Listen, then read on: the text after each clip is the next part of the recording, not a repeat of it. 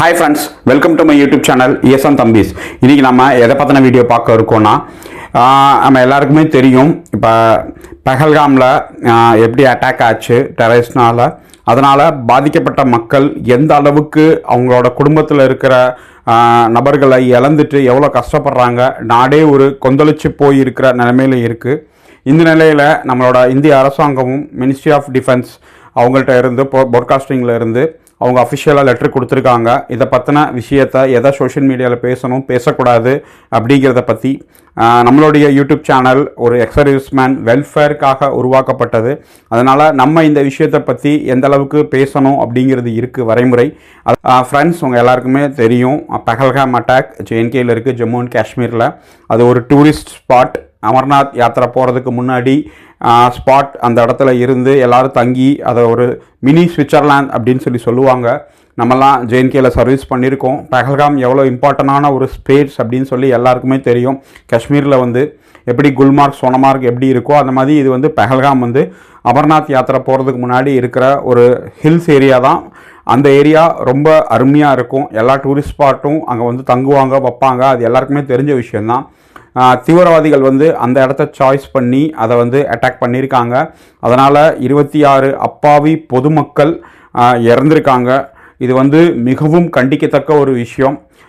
இந்த விஷயத்தில் நாடே ரொம்ப கொந்தளிச்சு போயிருக்கு. ஏன்னா ஒரு தேடி கொல்லுவாங்க அப்படிங்கிற மாதிரி பாயிண்ட் அவுட் பண்ணி அவங்க கொண்டிருக்காங்க. இதை கண்டிப்பாக இந்திய அரசாங்கமும் இந்திய இராணுவமும் இந்த விஷயத்துக்கு நிச்சயமாக பதிலடி கொடுக்கும் அப்படிங்கிற ஒரு சூழலியை விரிச்சிருக்காங்க. அதுக்கான வேலைகள் நடந்துக்கிட்டு இருக்குது.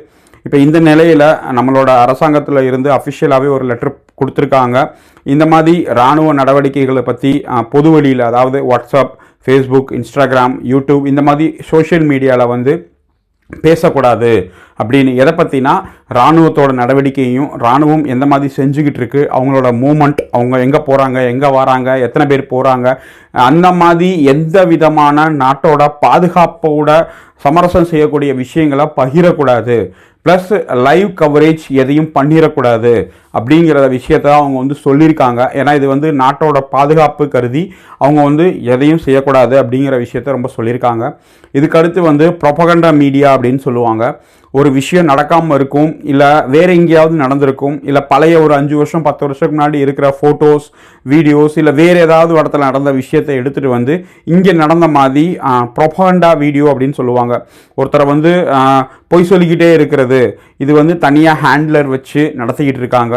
இப்போ இந்த மாதிரி ஆட்கள் என்ன பண்ணுவாங்கன்னா, இந்த மாதிரி நேரத்தில் நம்மளோட இராணுவத்தோட மன உறுதியை குலைக்கிறதுக்கும், நாட்டு மக்களுக்கு ஒரு தவறான செய்தியை கொண்டு போய் பரப்புறதுக்கும், ப்ளஸ் ஒரு குறிப்பிட்ட அஜெண்டா கொண்ட கட்சியை குலைக்கிறதுக்கும் எல்லாரும் சேர்ந்து சதி செய்வாங்க. அதிலிருந்து நீங்கள் ரொம்ப ஜாக்கிரதையாக இருக்கணும். ஏன்னா அந்த மெசேஜ் உங்களுக்கு வரும்போது உண்மை இருக்கிற மாதிரியே இருக்கும், ஆனால் அது உண்மை கிடையாது. இதான் உண்மையான விஷயம். ஏன்னா எந்த ஒரு விஷயத்தையும் நீங்கள் ஷேர் பண்ணுறதுக்கு முன்னாடி அதில் உண்மைத்தன்மை இருக்கா, அதுவும் இந்த மாதிரி ஒரு சுச்சுவேஷனில் நீங்கள் எந்த ஒரு விஷயத்தையும் நாட்டின் பாதுகாப்பு கருதி ஷேர் பண்ணும்போது உங்களுக்குன்னு ஒரு பொறுப்பு இருக்குது. அந்த பொறுப்பை வச்சு உங்ககிட்ட ஒரு விஷயம் ஒருத்தவங்க ஷேர் பண்ணுறாங்கன்னா நீங்கள் அதை ஷேர் பண்ணாதீங்க. அது ஃபேக் நியூஸ் அப்படின்னு சொல்லி அதை தவிர்த்துருங்க. முடிஞ்ச அளவுக்கு யார் அனுப்பிச்சாங்களோ அவங்களுக்கு சொல்லிடுங்க, இது ஃபேக் சார் அப்படின்னு. ஏன்னா தவறான செய்தி ஒருத்தர் மூலமாக இந்த நேரத்தில் நிறையா வெளியே வரும். அதுக்கான ஃபோட்டோ எவிடன்ஸ் கொடுப்பாங்க, அதுக்கான வீடியோ எவிடன்ஸ் கொடுப்பாங்க.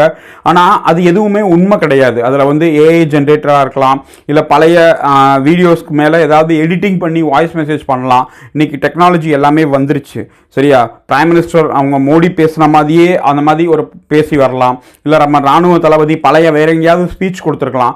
அந்த ஸ்பீச் இப்போ கொடுத்த மாதிரி கட் பண்ணி ஒட்டி எல்லா வேலையும் பண்ணி அவங்க அனுப்பிவிடுவாங்க. உங்களுக்கு அது உண்மைங்கிற மாதிரியே இருக்கும். வேற எங்கேயாவது ஒரு அட்டாக் நடந்திருக்கலாம், அந்த அட்டாக்கை நம்ம இராணுவம் தான் பண்ணிச்சு அப்படின்னு சொல்லி இராணுவத்தோட பேரை கலங்கப்படுத்துறதுக்கு நிறைய பேர் வேலை பண்ணிக்கிட்டு இருக்காங்க. இப்போ இதுக்கான சின்ன எக்ஸாம்பிள் நான் போடுறேன் பாருங்க. இப்போ இது ஒரு வாட்ஸ்அப் குரூப்பில் வந்துச்சு. இப்போ இந்த இதில் பார்த்தீங்கன்னா இராணுவம், போலீஸும் இந்த மாதிரி என்ன எழுதிருக்கு நீங்களே பார்த்துக்கோங்க. இப்போ இந்த விஷயத்தை நம்ம கூகுளில் போய் தேடும்போது இது ஆக்சுவலாக நடந்த ப்ரெஸ் மீட்டு தான், ஆனால் விஷயம் வேறு. பஞ்சாபில் ஒரு இராணுவ அதிகாரியை அவங்க அட்டாக் பண்ணும்போது அந்த ரிலேஷனுக்காக, அந்த ஒரு விஷயத்துக்காக ப்ரெஸ் மீட் கொடுத்ததை எப்படி இவங்க சித்தரித்து போட்டிருக்காங்க நீங்களே பாருங்கள். இந்த மாதிரி நிறையா ப்ரொபகண்டா வீடியோஸ் நிறையா வரும். இந்த மாதிரி வந்துச்சு, நாட்டுக்கு எதிரான ஒரு செயல் செய்தாங்க அப்படின்னீங்கன்னா நான் அந்த டெலிஃபோன் நம்பர் போடுறேன். இந்த டெலிஃபோன் நம்பருக்கு அந்த ஃபேஸ்புக் லிங்க்கையோ யூடியூப் லிங்க்கையோ இல்லை வாட்ஸ்அப் மெசேஜ் யார் அனுப்பிச்சாங்களோ, தவறான மெசேஜ் அனுப்புகிறாங்க, தவறான குரூப்பில் அனுப்புகிறாங்க, கண்டினியூவாக ஒருத்தவங்க பண்ணுறாங்கன்னா இவங்களுக்கு பின்னாடி யாராவது ஒருத்தர் இருக்கிறதுக்கு வாய்ப்பு இருக்குது. அவங்கள பற்றின விஷயத்தை நீங்கள் அந்த ஏஜென்சிஸ் NIA அப்படின்னு சொல்லுவாங்க, NIAக்கு நீங்கள் தெரிவிச்சிருங்க. அந்த ஃபோன் நம்பர் நான் கொடுத்துட்றேன், எல்லோரும் சேவ் பண்ணி வச்சுக்கோங்க.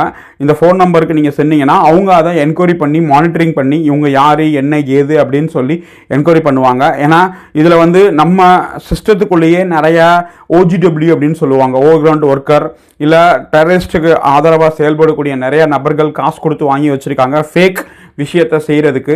அப்போ இவங்க யார் அப்படின்னு சொல்லி அடையாளப்படுத்துறதுக்கு நம்மளுக்கு ஈஸியாக இருக்கும். ஏன்னா இப்போ இருக்கிற சுச்சுவேஷன் ஒரு டென்ஷனான ஒரு சுச்சுவேஷன். ஏன்னா நம்மளோட மக்கள் வந்து பாதுகாப்பு கருதி கண்டிப்பாக இந்த விஷயத்தை நம்ம செய்யணும். நம்மளுக்குள்ள ஒற்றுமை இருக்கணும், நம்ம இராணுவத்து மேலே நம்பிக்கை இருக்கணும், நம்ம அரசாங்கத்து மேலே நம்பிக்கை இருக்கணும், நம்ம நாட்டோட பிரதமர் மேலே நம்பிக்கை இருக்கணும், நம்ம இராணுவ தளபதி மேலே நம்பிக்கை இருக்கணும். ஏன்னா அதை குலைக்கிறதுக்கு எதிரிகள்கிட்ட இருந்து நிறையா விஷயங்கள் நம்ம கூடவே இருந்த ஆட்கள் மூலமாக பண்ண வைப்பாங்க, ஃபேக் மெசேஜ் பண்ண வைப்பாங்க, ஷேர் பண்ண வைப்பாங்க. அப்போ நீங்கள் பார்த்து எதையுமே மனம் கலங்கிடக்கூடாது. பி எ சோல்ஜர். அவங்களுக்கு தெரியும் என்ன பண்ணுறாங்க ஏது பண்ணுறாங்கன்னு, ஆனால் ஒரு பொதுமக்களுக்கு தெரியாது. அதனால் நீங்கள் கண்டிப்பாக உண்மையான விஷயங்கள் எதுவோ அதை மட்டும்தான் நீங்கள் ஷேர் பண்ணணும். உண்மையாக பொய்யான்னு 1க்கு 100 தடவை செக் பண்ணிக்கோங்க. ஒரு விஷயம் உங்களுக்கு வருதுன்னா அந்த விஷயம் முழுக்க உண்மை கிடையாது. அதனால் அந்த உண்மையாக இருக்கா அப்படின்னு சொல்லி ஒரு தடவை செக் பண்ணிக்கிட்டு ஃபேக்ட் செக் அப்படின்றது அந்த விஷயத்தை முழுமையாக தெரிஞ்சுக்கிட்டு அதுக்கப்புறம் நீங்கள் ஷேர் பண்ணுங்கள். ஏன்னா நல்லவங்க யாரும் இந்த மாதிரி இது மாட்டிக்கக்கூடாது. ஏன்னா நிறையா காசு கொடுத்து போலியான விஷயங்கள் பண்ணுறதுக்கு நிறைய பேர் பண்ணிக்கிட்டு இருக்காங்க.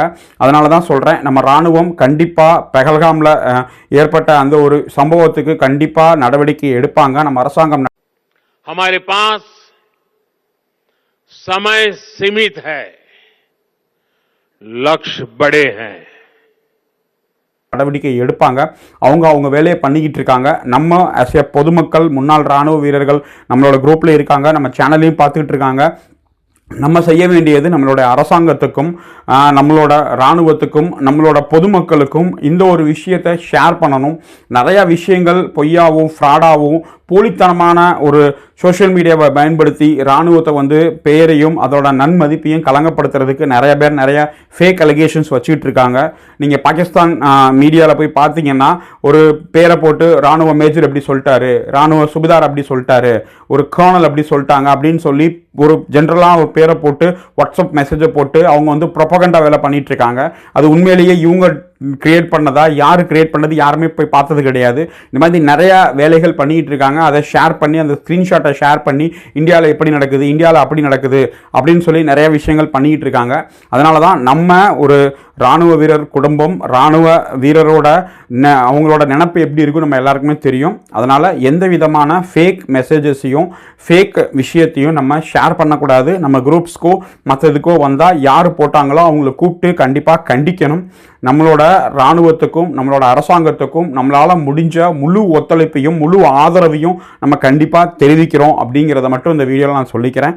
தேங்க்யூ வெரி மச் வாட்சிங் திஸ் வீடியோ. ஜெய் ஹிந்த்.